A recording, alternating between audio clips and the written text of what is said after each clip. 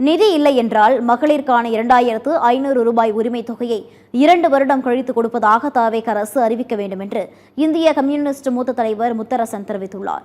சிவகங்கை மாவட்டம் காரைக்குடியில் செய்தியாளர்களை சந்தித்த அவர், திமுக 2 வருடம் கழித்து உரிமை தொகை வழங்கியதாக தாவேக அமைச்சர்கள் கூறிய நிலையில் அவர் இவ்வாறு தெரிவித்துள்ளார்.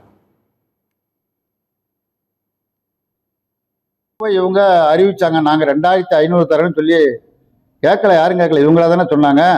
அப்போ அதை ஏன் கொடுக்கலன்னு கேட்குறேன். நீங்கள் என்ன சொல்றீங்கன்னா நிதி நெருக்கடி இருக்குன்னு சொல்லுங்கள். சட்டசபையில் நிதி நெருக்கடியாக இருக்குது, ஆகவே திமுக செய்ததை விட 2.5 ஆண்டு கழித்து நாங்களும் கொடுக்கணும்னு சொல்லுங்க. எனக்கு ஒன்றும் ஆட்சேபமே கிடையாது. திமுக கொடுத்தது கொடுக்கட்டும், அதில் எனக்கு ஒன்றும் பிரச்சனை இல்லை. அது எப்போ தர்றீங்கிறதான் நான் கேட்குறேன்.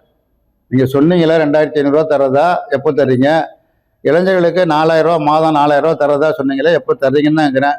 ஐயா சொல்கிறது மாதிரி நிதி இல்லைங்கிறது எல்லாருக்கும் தெரியும், நிதி இல்லைங்கிறதும் தெரியும். இப்போ கடன் வாங்கியிருக்காங்கிறதும் 3 மாதம் கடன் வாங்கியிருக்கான்னு தெரியும். மேலும் கடன் வாங்கித்தான் ஆட்சி நடத்த முடியுங்கிறதும் எல்லாருக்கும் தெரியும்.